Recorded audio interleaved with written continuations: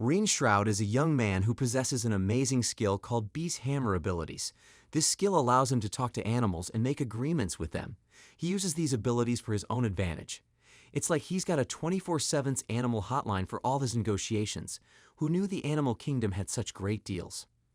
Thanks to these unique talents, he secures a spot in a hero's group where he assists in transportation, scouting, and managing supplies. He diligently supports his fellow team members from behind the scenes, a crucial role that the group has entrusted to him, or so he believes. So basically, he's the group's Uber driver, wildlife tracker, and Costco run specialist all rolled into one. However, in reality, the other members don't respect him because he doesn't have combat skills. In just 6 months of collaborating with him, the conceited leader of the group, Arias Orlando, decides to let Rin go. They tell him that he's not helpful and that he only slows them down because they frequently have to rescue him from monsters. Surprised by what his friends really think about him, Rin quietly removes his hero cloak and departs. He sits on a bench in the town square, thinking about all the hurtful comments from the group that he had ignored. He must come up with a plan to continue earning a living. It's not easy being the guy who talks to animals when your own species won't even talk to you. Suddenly, a bunch of children rush toward him and request that he demonstrates his trick. Rin stands up and performs a spell on a bird flying above them, establishing a short-term agreement with it. The bird lands in front of the children and gracefully bows to them, causing them to clap happily. Rin concludes the agreement and the bird flies away. The kids talk about how they will one day become beast hammers like Rin. Rin wonders why they don't want to be brave heroes instead. The kids say that heroes are snobby and don't like regular folks. They prefer to make money by going on adventures and traveling the world. This gives Rin an idea about what to do next. Later, he goes to the Adventurers Guild to find work. The person at the front desk says that anyone who wants to be an adventurer has to pass a test first to show they have what it takes. So in order to become one, Rin has a task to complete. He needs to defeat 10 goblins and gather 20 medicinal herbs to pass his test. It's like he's on a quest to be the most unconventional hero ever, swapping dragon slaying for herb picking. Rin asks a squirrel for its help in finding the goblins. They find the goblins together. Even though Rin isn't great at fighting, he manages to beat the goblins easily because they are not very strong. He collects some special stones the goblins leave behind. While he's doing this, he hears a loud cry coming from deeper in the forest. Perhaps it's the forest critters gossiping about his epic goblin showdown, or maybe it's the forest's way of applauding him for finally finding his niche. Rin runs towards the sound. He sees a dangerous tiger attacking a woman who can't defend herself. He tries to defeat the tiger in the back, but it doesn't work. The tiger's skin is too tough, and Rin's blade breaks. The tiger then starts to focus on Rin. He tells the woman to run away and save herself, but instead of running, she jumps really high in the air and kicks the tiger, which makes the tiger die. After taking a better look at her, Rin realizes that she isn't just an ordinary woman. She's a cat spirit, a super powerful creature that is almost gone from the world. Cat spirits are unique and have incredible abilities but are on the brink of extinction. Even though they use magic, they are also really good at sports. So they're basically a combination of a wizard and an Olympic athlete, the ultimate multitaskers. Rin shares some of this food with her because she looks tired after fighting the tiger. The cat spirit, full of energy, says her name is Kinnaid and thanks Rin for saving her life. She explains that she felt bored living in her small community, so she decided to travel and ended up here where she met him. Since the moment she saw him, she senses strong powers and believes he is a talented beast tamer. To get to know her better, Rin agrees to tame her. They begin the ritual by biting their thumb and letting a drop fall on their palm to create a magical rune. They then chant some words and successfully make a contract between them. Now both of them have a rune on their hand to show their bond. After that, Rin is doing a trial quest. He makes short-term agreements with a group of rabbits to collect medicinal herbs for him. While watching this, Kinnaid becomes very impressed with his abilities. Most regular beast tamers can only make one short-term agreement at a time. However, Rin is just able to make multiple agreements simultaneously. He's like the beast tamer version of a multitasking octopus, 8 agreements at once, and still has enough hands or paws, free for a coffee break. Moreover, as he tames Kinnaid, who is an ultimate species, this goes beyond what an ordinary beast tamer can do. He doesn't find it very impressive and just ignores it. Rin goes back to the guild with all the things he needs and passes the test. The Horizon Adventurers Guild officially declares him as an F-ranked adventurer. Natalie, the guild receptionist, gives him his adventurer's card, which is now his ID, and also rewards him with 50 copper coins. It's not enough to find a place to stay and cover his other basic needs, so he decides to do more jobs later in the day. 50 copper coins might not make him rich, but it's a start. Maybe he can buy a fancy squirrel-sized mansion someday. In the present moment, Kane waits for Reen at the guild's diner. When Reen comes back, a tough-looking guy walks up to both of them and suggests that Kanad should have lunch with him instead of Reen. Kanade declines his offer, making it clear she's sticking with Reen, which hurts the man's ego. He decides to challenge Reen to an arm wrestling match to prove who's stronger, and the winner gets to keep Kanade. Normally, Reen wouldn't bother with such challenges, but he wants to stop this guy from bothering Kanad in the future. So he sighs, takes a seat, and expects to lose miserably. But here's the twist: as soon as the arm wrestling starts, Reen suddenly becomes super strong, and he pushes so hard that the table breaks. The man falls to the ground and starts to cry like crazy. It's almost as if Reen had been secretly training his arm wrestling muscles with a squirrel-powered personal trainer. Natalie notices the commotion and gets really upset when she sees the man. She says sorry for the trouble he's causing and mentions that he's had many complaints against him before. She predicts that he'll probably be kicked out of the guild soon. After saying that, she grabs his leg and drags him out of the place. Reen is curious about where his newfound strength comes from.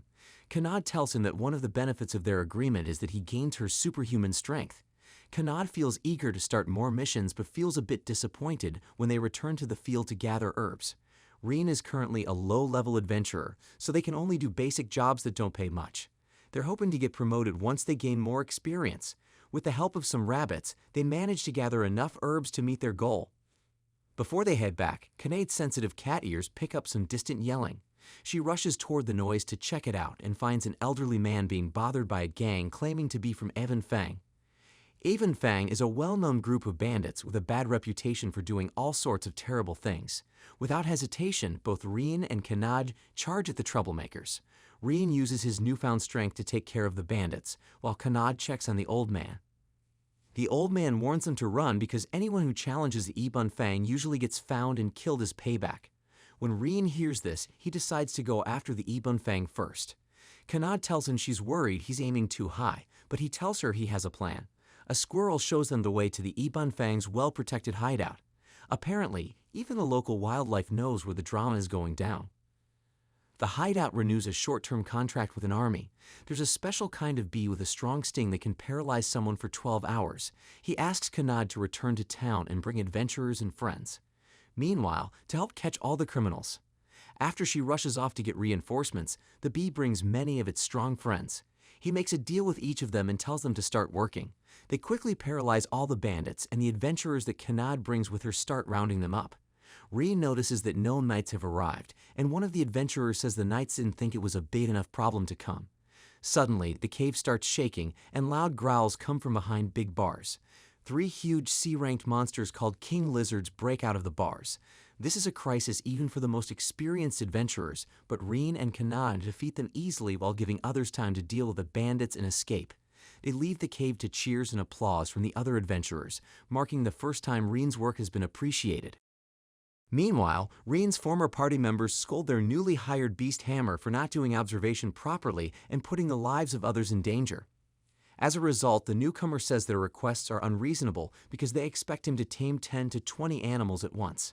He says that beast tamers can manage to handle more than just 1 or 2 beasts simultaneously because their brains get damaged if they go over their limit. However, the heroes, who are used to Reen's abilities, think the man is not telling the truth and immediately dismiss him from their group. It's like they've suddenly realized that bargaining with woodland creatures isn't as easy as it seemed. The job of capturing and moving all the bandits takes up almost an entire day. The defeat of Ebon Fang is seen as so remarkable that the guild invites Reen to join them, giving him a promotion to become an E-rank adventurer and rewarding him with a generous amount of silver coins. They spend their money on purchasing new gear, enjoy a lavish meal, and eventually rent a room for the night for a comfortable break from their usual camping routine. It has been a week since he met Kanade, and their adventures have been going smoothly. One day, Natalie assigns them a task. They need to deal with a troublesome creature called a gore dog that has been causing problems for people trying to cross the Stride Bridge. This bridge is the only way to trade between the central and southern continents, and Reen can't resist the tempting reward of 5 gold coins, so he eagerly accepts the quest. 5 gold coins. That's like winning the lottery for an adventurer. Rian attempts to gather information about this troublemaker, but no one is willing to share any details. Undeterred, he and Kanad head to the bridge without any prior knowledge. When they arrive, a massive red dragon suddenly lands in front of them and transforms into a woman. She challenges them to a fight and reveals that she is the infamous Gore Dog, introducing herself as Tanya. Tanya explains that among the dragonoids, one of the most powerful species, it's customary to embark on a journey and become stronger once they turn 15. She has been waiting for a worthy opponent to face at the bridge. She proposes a 2-on-1 battle and firmly refuses to leave the bridge until they prove themselves in combat. She starts by attacking Rain, but he manages to block her with some effort. Then, she breathes out fire towards them, and this makes Kanad's tail get slightly burned at the tip. Kanad, feeling annoyed, jumps at her, and they end up getting into a fight. Both of the girls are evenly matched. Rain tries to join in to help them gain the upper hand. But now let's talk about what's happening. Tanya surprises everyone by grabbing both Kanad and Reen and tossing them into the air. Then, she shoots a powerful firestorm at them. Don't worry though. Kanad catches Reen while they're still in the air and uses their athletic skills to avoid the flames. They both safely land on the bridge. Reen comes up with a plan and asks Kanad for some help. Reen trusts Kanad completely. Kanad decides to face Tanya head-on in a fight. Meanwhile, Reen goes off to the side to look for a bird he saw when Tanya threw him in the air. He finds the bird and makes a temporary deal with it. He asks the bird to bring its friends, and he tames them too. Then he tells the birds to attack Tanya. They start bothering her, but Tanya doesn't take them seriously and just waves them away. A dragonoid like Tanya can't be hurt by birds, but something unexpected happens. Tanya suddenly falls to the ground. Reen explains that these birds are called pedo birds, and their colorful feathers mean they're poisonous. Tanya can't move, and she has to admit she's been defeated. It's like a scene from a surreal nature documentary where even the prettiest birds turn out to be fierce. Reen tells Tanya not to make trouble at the bridge again and to join them when they feel better. But to their surprise, Tanya accepts to join them. It seems like a classic case of if you can't beat him, join him. Then they visit the guild to tell Natalie that the problem is solved. Natalie thanks them and says they'll get their reward after the guild checks everything. She doesn't talk about Tanya's horns and asks who Tanya is. Reen protects Tanya and says she's just a regular person they met on their journey, and she's only wearing a costume with horns. Then Reen starts panicking, thinking if people in the town find out there's a dragon nearby, they will get scared and might attack them. So he walks with her to the woods. He asks Tanya to go really far from town to keep training.